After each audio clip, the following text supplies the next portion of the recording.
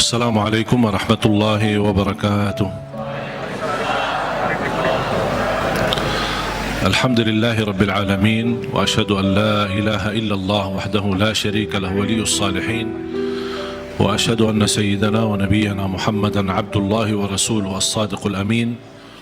اللهم صل وسلم وبارك على سيدنا محمد وعلى آله وصحبه ومن تبعهم بإحسان إلى يوم الدين.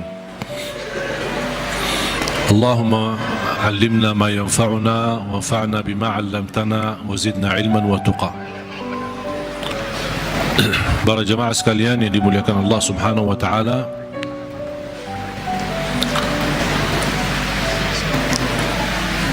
begitu luar biasa kemuliaan Al-Quran untuk kita.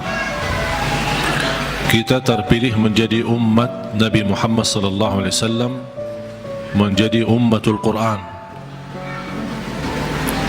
Quran yang abadi, Quran yang suci, dijamin tidak ada celah di dalamnya, tidak ada kesalahan, tidak ada kebatilan.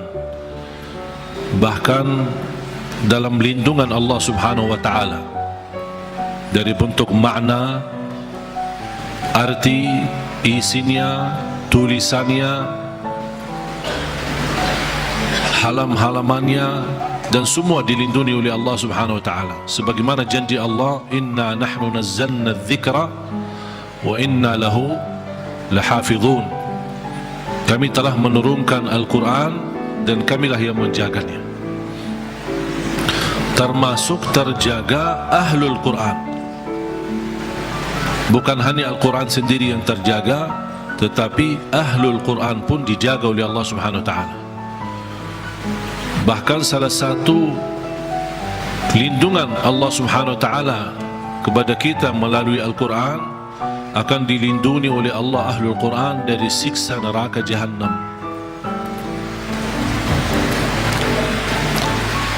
Artinya, kalau ada seorang ahlul Quran tapi masih berlaku dosa maksiat, dan seandainya dihukum oleh Allah untuk masuk neraka sementara, untuk disucikan dan membersihkan dari dosa dan maksiat, neraka pun tidak akan mampu menghanguskan kulitnya dan tidak akan mampu membakar hatinya, karena isinya Al-Quran.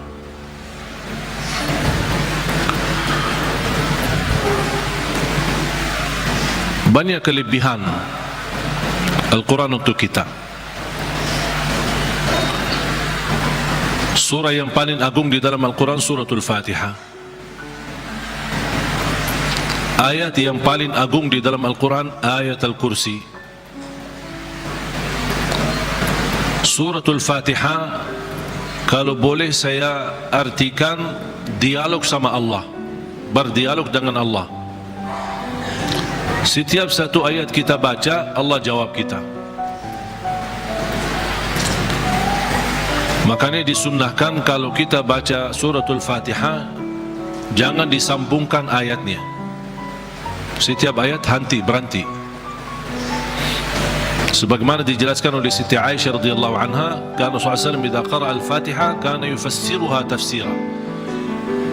Ketika Rasulullah SAW membaca suratul Fatihah, seperti dia mentafsirkan suratul Fatihah, saking pelan-pelan dan bertahap-tahap membaca ayat-ayatnya suratul Fatihah, menunjukkan beradab sama Allah Subhanahu wa taala, kehormatan, karena dia sedang berdialog dengan Allah melalui bacaan suratul Fatihah.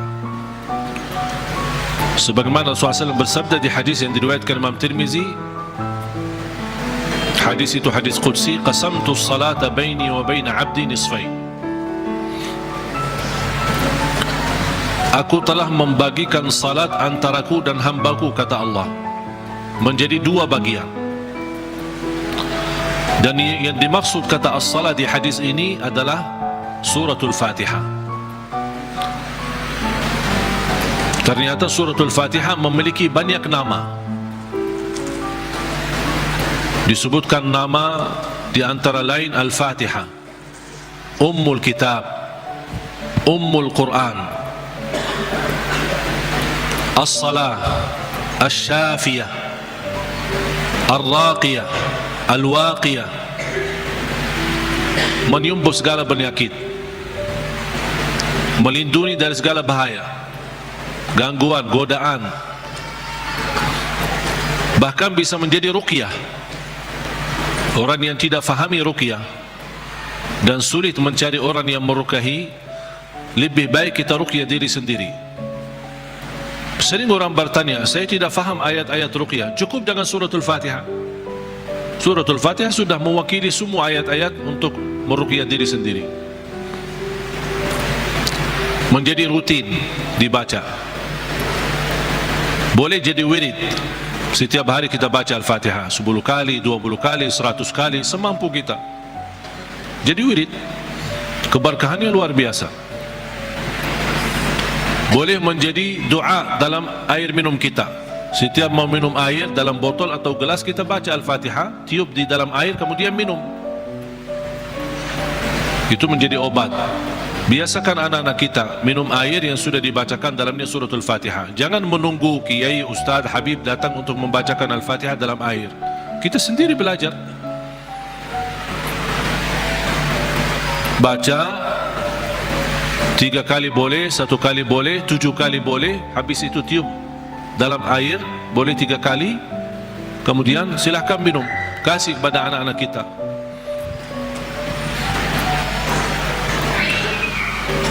Al-Fatihah sebagai obat menyembuhkan penyakit kita.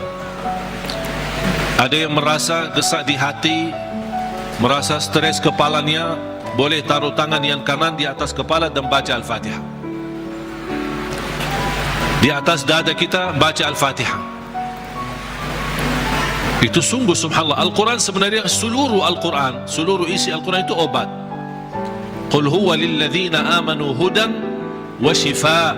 Sungguh Al-Quran itu petunjuk dan obat, menyembuhkan penyakit bagi orang-orang yang beriman.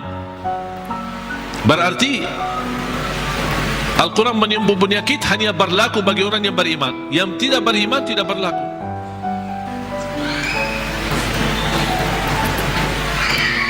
Dan banyak hadis yang menunjukkan Al-Fatihah itu sebagai ruqyah. Sebagaimana hadis Abu Musa Al-Ash'ari radhiyallahu an ketika mengobati seorang kepala kampung yang sambat sakit, kemudian dibacakan Al-Fatihah, kemudian faka'annama nashita min iqal, sampai dia sembuh seperti tidak pernah sakit sebelumnya. Dan mereka mencerita ketika mereka pulang ke Madinah bertemu Rasulullah SAW, mereka mencerita apa yang terjadi bersama orang kampung. Di antaranya kepala kampung yang sedang sakit, dibacakan Al-Fatihah, dia sembuh. Rasulullah SAW bersabda, wa ma yudrika annaha ruqyah. Dari mana wahai Abu Musa kamu tahu itu ruqyah? Itu menunjukkan Rasul setuju dengan perilaku Abu Musa Al-Ash'ari. Kembali kepada hadis yang diriwayatkan Imam Tirmizi, hadis yang qudsi, qasamtu salata baini wa baina abdi nisfain. Aku telah membagikan salat antaraku dan hambaku. Ini Allah yang sedang bicara di hadis qudsi itu. Berarti salah satu nama suratul Fatihah As-Salah namanya. Kenapa dinamakan As-Salah? Karena tidak sah salat kita tanpa suratul Fatihah. Qasamtu salata baini wa baina abdi nisfain. Aku telah membagikan salat itu antaraku dan hambaku 2 bagian. Fa idza qara'a abdi alhamdulillahi rabbil alamin qala Allah hamadani abdi. Ketika hamba berkata alhamdulillahi rabbil alamin qala Allah, Allah jawab. Cuba bayangkan jemaah sekalian, setiap satu ayat dari suratul Fatihah kita baca, Allah jawab kita. Makanya layaknya adab yang sempurna, jangan sambungkan suratul Fatihah. Allah jawab, kita hayati jawaban Allah subhanahu wa ta'ala. Alhamdulillahi rabbil alamin. Allah menjawab, hambaku telah memujiku. Alhamdulillahi rabbil alamin. Qala Allah hamadani abdi. Hambaku telah memujiku. Ar-Rahman Ar-Rahim. Qala Allah majjadani abdi. Hambaku telah mengagungkanku. Malik yaumiddin. Qala Allah, athna alayya abdi, hambaku telah memuliakanku. Allah jawab setiap ayat. Iyyaka na'budu wa iyyaka nasta'in. Allah jawab, ini antaraku dan hambaku. Na'budu itu Allah, nasta'in kami memohon pertolongan kepada Allah. Berarti ada dua bagian. Ini antaraku dan hambaku, kata Allah. Ini ada bagian untukku, ada bagian untuk hambaku. Iyyaka na'budu wa iyyaka nasta'in. Dan terpilih kata nasta'in memang sangat pas. Kenapa tidak terpilih iyyaka na'budu wa iyyaka natawakkal? Iyyaka na'budu wa iyyaka nasbir. Iyyaka na'budu wa iyyaka nu'min. Kenapa terpilih kata nasta'in? Karena kita tidak mampu menyempurnakan ibadah sebagai hak Allah tanpa pertolongan dari Allah. Berarti cocok kata nasta'in. Imam Ibnul Qayyim membuat satu buku gara-gara kalimat ini, Iyyaka na'budu wa iyyaka nasta'in. Bukunya 2 jilid, lebih dari 400 halaman, hanya membahas Iyyaka na'budu wa iyyaka nasta'in. Madarijus salikin fi manazili iyyaka na'budu wa iyyaka nasta'in. Sudah ada dalam bahasa Indonesia. Atau silahkan, kalau keberatan membeli bukunya mungkin mahal, bisa anda download di Google, Syekh Google. Buka nama bukunya Madarijus salikin fi manazili iyyaka na'budu wa iyyaka nasta'in. Selain buku ini yang sangat bagus yang dimiliki oleh Imam Ibnul Qayyim, buku yang kedua adalah Zadul Ma'ad. Zadul Ma'ad. Kata guru saya, fantasnya dan layaknya setiap orang muslim menyimpan buku ini di samping tidurnya, di tempat tidurnya. Sebelum mau tidur, baca walaupun 1 halaman dari buku itu. Kenapa? Karena buku Zadul Ma'ad termasuk buku yang terbagus membahas ibadah-ibadah dan sehari-hari Nabi Muhammad. Dan kita bisa terapkan setiap hari. Ini baca amalannya apa, ini baca amalannya apa, gimana tidurnya Rasul, gimana ibadahnya Rasul, gimana zikirnya Rasul, gimana makanannya Rasul, gimana perginya dan jalannya Rasul. Itu semua dibahas dalam buku itu, Zadul Ma'ad. Silakan buka di Google juga. Banyak Syekh Google hebat itu, semua ada. Karya Imam Ibnul Qayyim. Kalau anda bisa beli 2 buku ini atau bisa download di internet, itu sangat bagus. Sudah ada dalam bahasa Indonesia.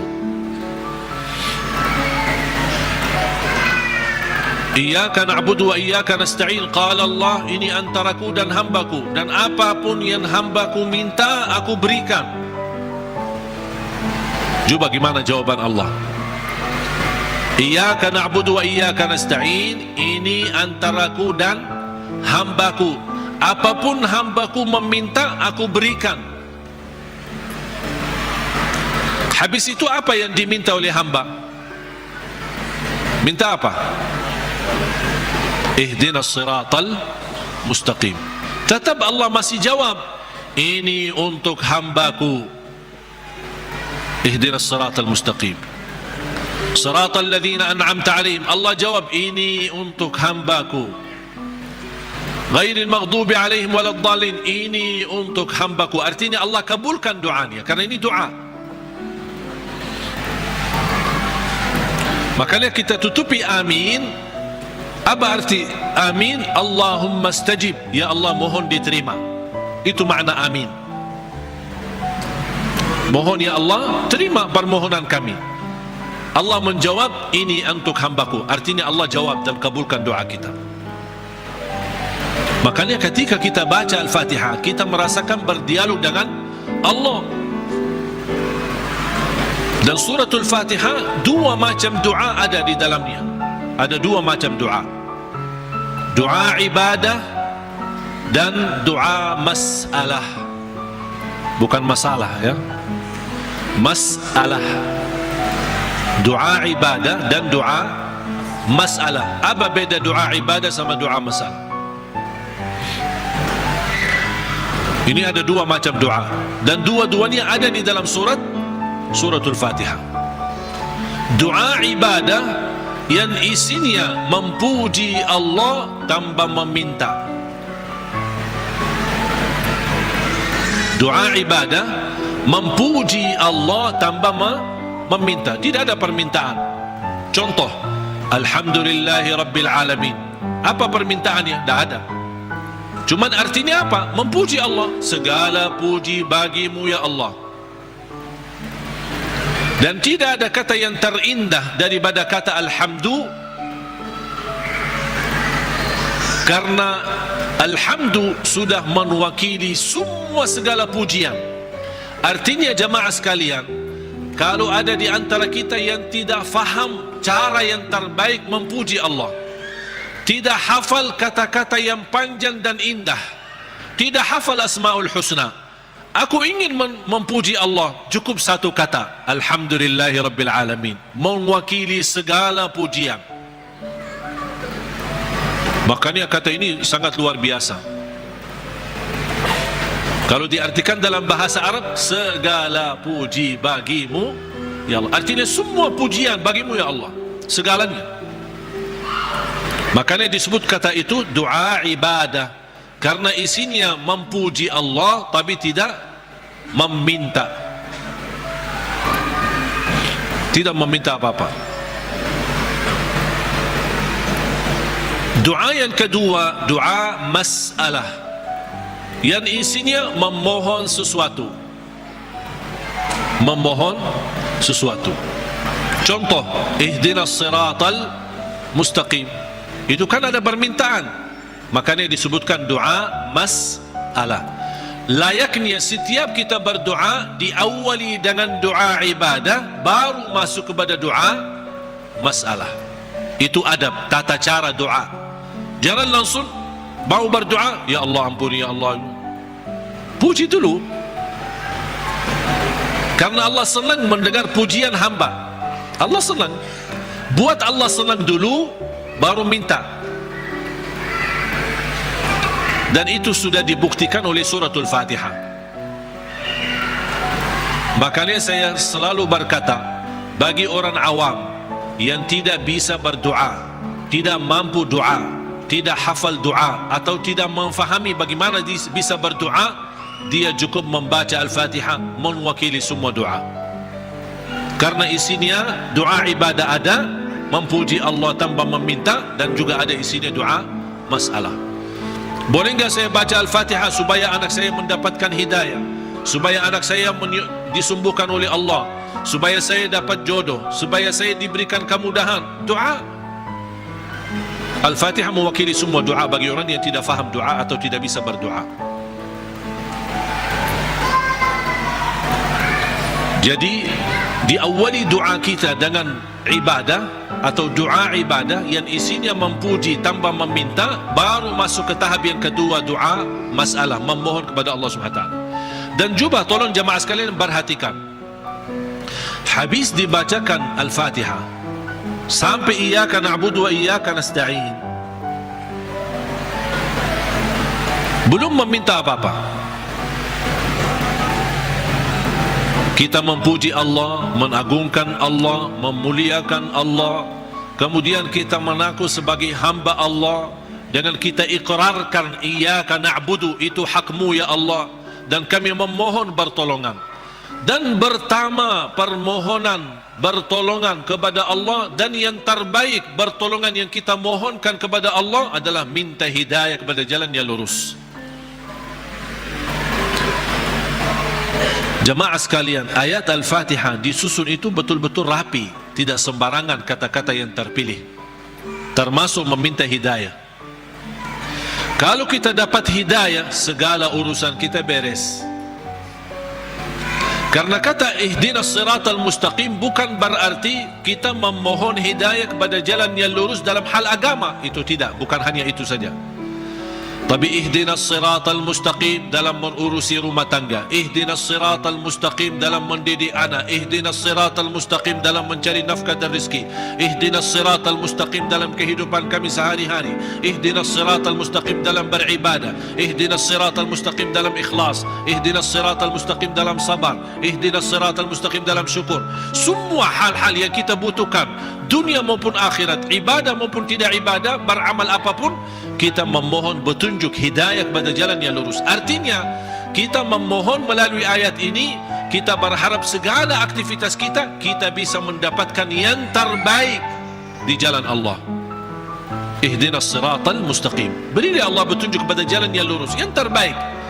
Yang terbaik ikhlas, yang terbaik rumah tangga, yang terbaik mendidik anak, yang terbaik dalam menjaga diri, yang terbaik melindungi diri, yang terbaik mencari nafkah dan rezeki, yang terbaik mencari kerjaan yang baik, yang terbaik dalam beribadah, yang terbaik dalam tahajud, yang terbaik dalam majlis ilmu, yang terbaik dalam menghafal Al-Quran. Semua kita berharap melalui ihdinas siratal mustaqim sudah termasuk segala yang kita inginkan, dan kita hanya meminta bukan sesuatu yang baik tapi yang terbaik. Ihdinas siratal mustaqim. Contohnya seperti apa? Siratal ladzina an'amta alaihim. Ya Allah, kami memohon petunjuk kepada jalan yang lurus sebagaimana ada hamba-hambamu yang telah mendapatkan karunia nikmat-nikmatmu. Siratal ladzina an'amta alaihim. Ya Allah, kami ingin dapat seperti mereka. Seperti Sayyidina Abu Bakar, seperti Sayyidina Umar, seperti Sayyidina Utsman, seperti Sayyidina Ali, seperti Siti Khadijah, seperti Siti Aisyah. Kita ingin seperti mereka, siratal ladzina an'amta alaihim. Janganlah ya Allah seperti orang-orang yang dimurkai oleh Allah atau orang yang tersesat.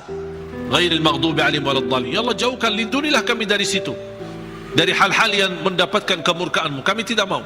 Kami mau sebagaimana hamba-Mu yang telah menerima karunia nikmat-nikmat, siratal ladzina an'amta alaihim. Itu yang kami mau ya Allah. Tapi jangan di jalan orang-orang yang dimurkai Allah dan orang-orang yang tersesat. Apa beda al-maghdubi alaihim waladdallin? Bedanya apa? Orang yang dimurkai Allah sama orang yang tersesat.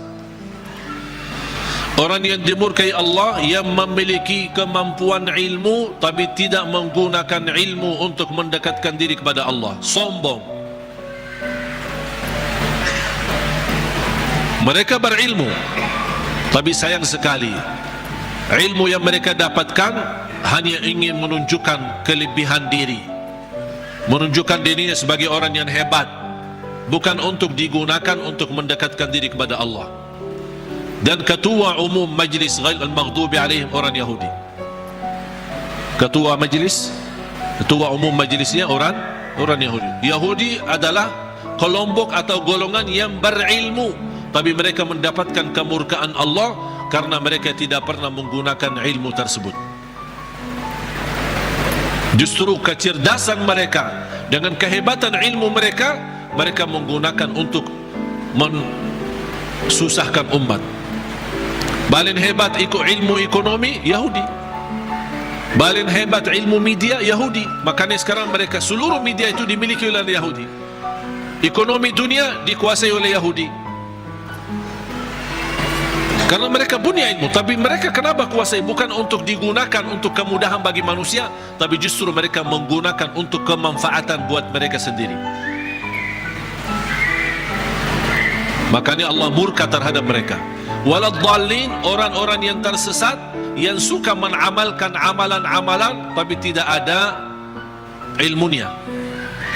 Kenapa kamu lakukan? Tidak tahu. Saya cuma suka itu, tapi tidak ada ilmunya. Contohnya ketua umum majlis waladdallin adalah Nasrani.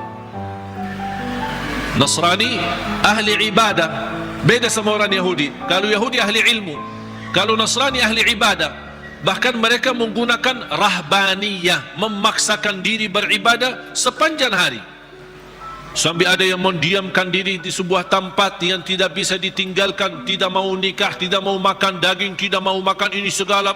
Ini semua dilakukan oleh mereka. Itu yang tidak ada dasarnya, berlebih-lebihan. Islam melarang kita berlebih-lebihan beribadah. Sebagaimana ada 3 orang ketika datang ke Madinah mendengar betapa ibadah Rasulullah SAW, sambil salat tahajud sambil bangkak kakinya. Kita pernah enggak bangkak kaki kita? Pernah, ketika begal, capek urus dunia, bukan karena tahajud.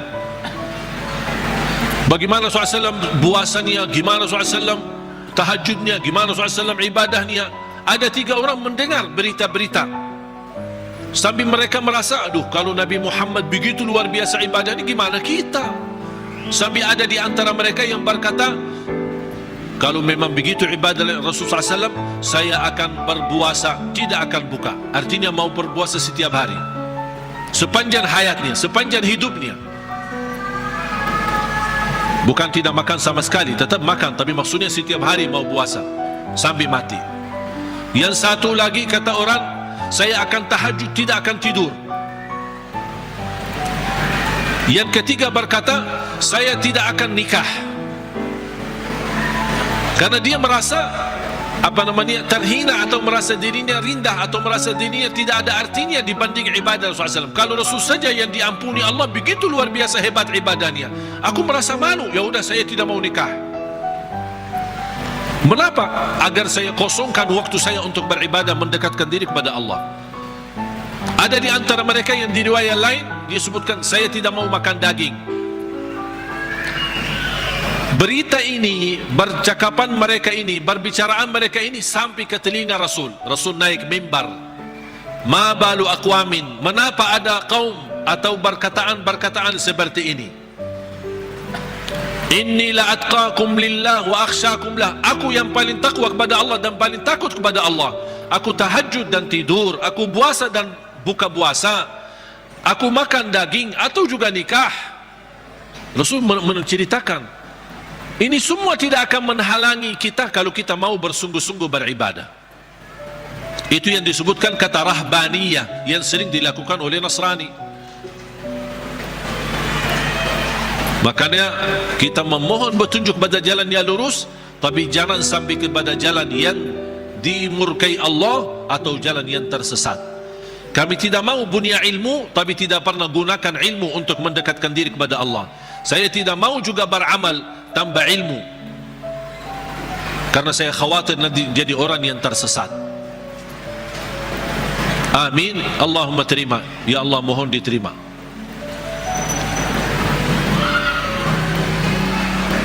Oleh karena itu jamaah sekalian dimuliakan Allah Subhanahu wa taala,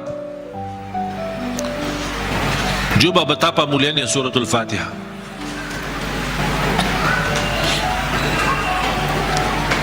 Saya hanya menyampaikan secara singkat, saya belum membahas secara detail. Mulai dari Bismillahirrahmanirrahim, mulai dari Alhamdu, bagaimana, kenapa ada al dan apa arti daripada al, kenapa terpilih Alhamdulillahi Rabbil Alamin menjadi ayat yang pertama. Ada juga berbeda pendapat, Bismillahirrahmanirrahim adalah ayat yang pertama. Makanya kalau sebagian ulama menganggap Bismillahirrahmanirrahim ayat yang pertama, makanya dijahar dalam salatnya. Makanya kita perhatikan rata-rata Al-Quran itu selalu Bismillahirrahmanirrahim. Al-Fatihah ada ayat nomor 1. Dibandingkan Bismillah di surah yang lain tidak ada angka. Betul? Karena itu berbeda pendapat antara ulama, apakah Bismillah itu salah satu ayat dari suratul Fatihah atau tidak. Walaupun sebagian besar memilih Bismillah salah satu dari surat Al-Fatihah, sebagian besar. Sebab ayat suratul Fatihah ini Bismillah, apakah ayat pertama atau tidak, muncullah persoalan yang kedua, apakah boleh jahar atau tidak. Kalau tidak dijahar, tetap boleh atau tetap mewajibkan atau membaca Bismillah.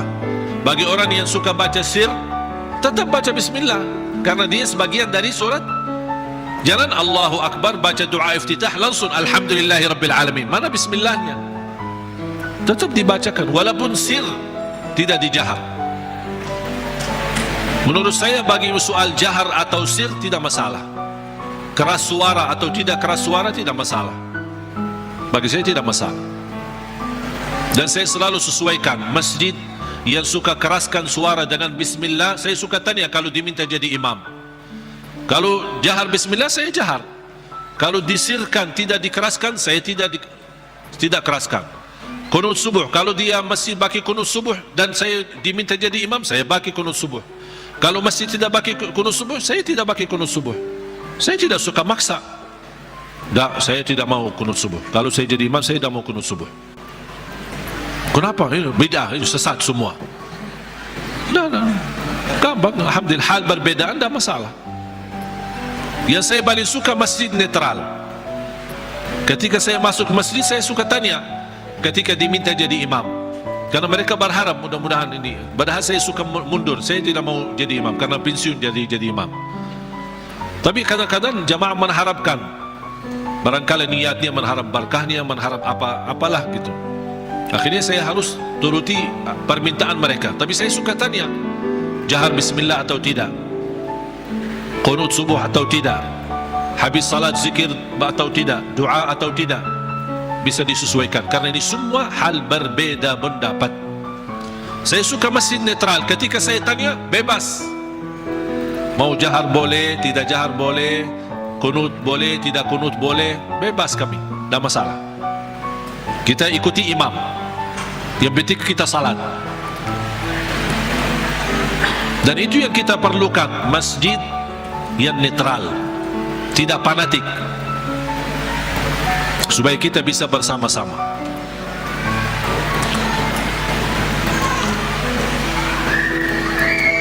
Bismillahirrahmanirrahim. Kalau kita hitungkan Al-Fatihah berapa ayat? Berapa? 7. Itu sudah disepakati. Itu sudah disepakati 7 ayat. Sekarang gimana kita bisa jelaskan? Kalau bismillah sebagian dari suratul Fatihah, gimana kalau kita hitungkan ayatnya? Ayo kita mari sama-sama hitung. Bismillahirrahmanirrahim 1, Alhamdulillahirabbil alamin 2, Ar-Rahmanir-Rahim 3, Maliki Yaumiddin 4, Iyyaka na'budu wa iyyaka nasta'in 5, Ihdinas siratal mustaqim 6. Berarti tinggal berapa? 1 ayat. Siratal ladzina an'amta 'alaihim ghairil maghdubi 'alaihim waladdallin. 1. Berarti jadi berapa? 7. Bagi ulama yang berpendapat bismillah tidak sebagian dari suratul Fatihah, tidak dihitung sebagian dari ayat suratul Fatihah, berarti ayo coba kita hitung. Kalau dikeluarkan bismillah, mari kita hitung ayat pertama apa? Alhamdulillahirabbil alamin 1, terus Ar-Rahmanir-Rahim 2, terus 3, 4, 5.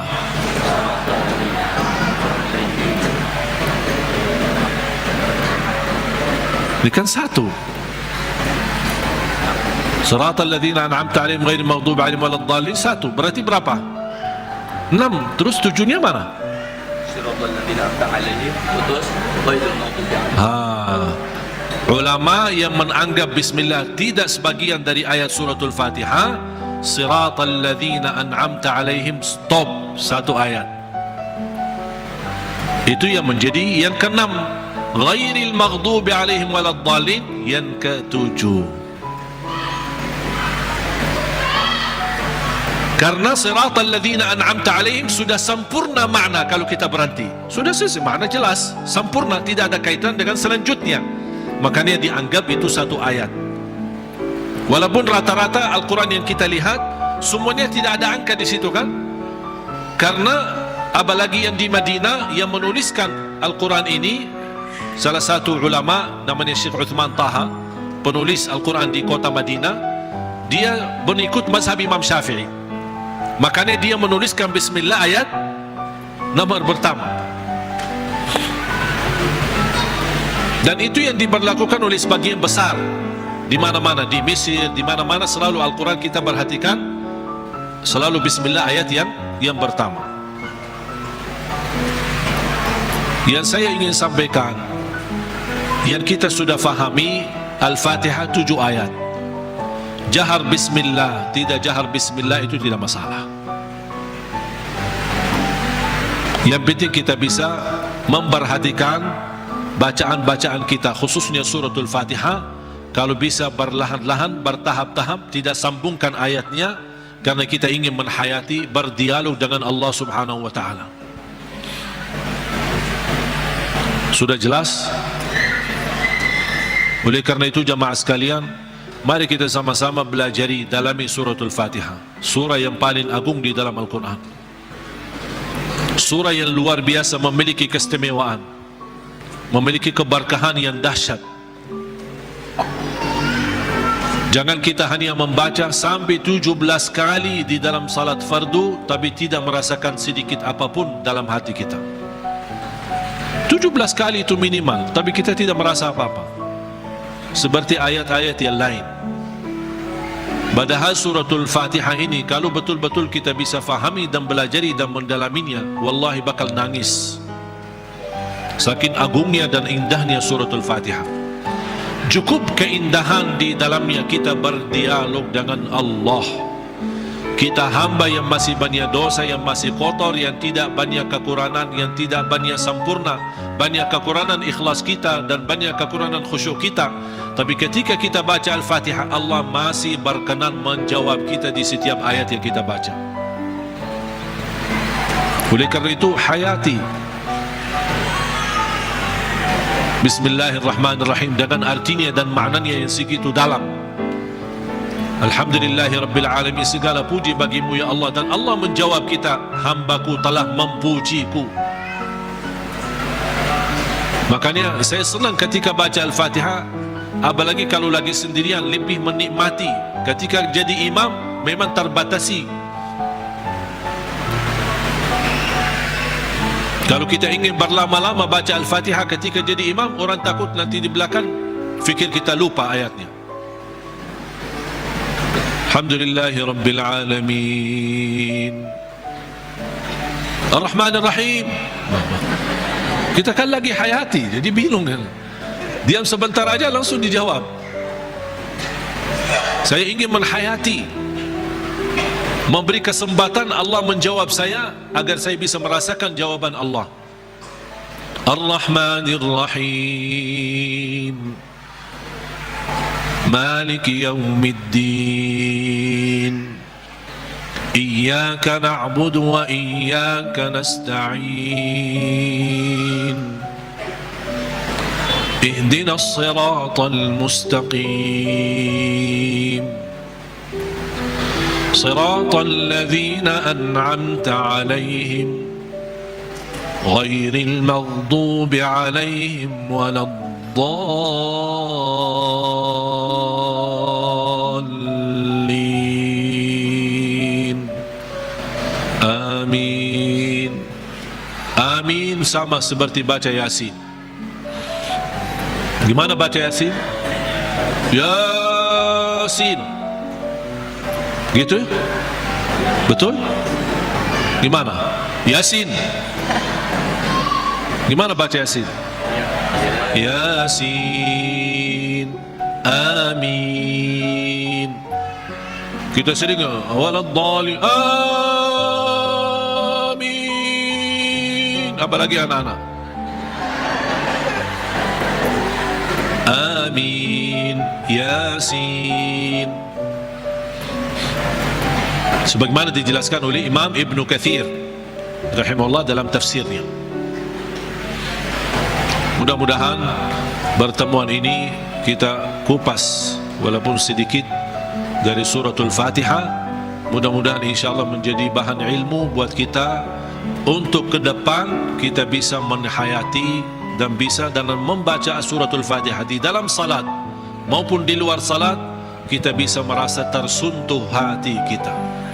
Kalau Al-Fatihah ini bisa nyambung ke hati kita, itu subhanallah luar biasa.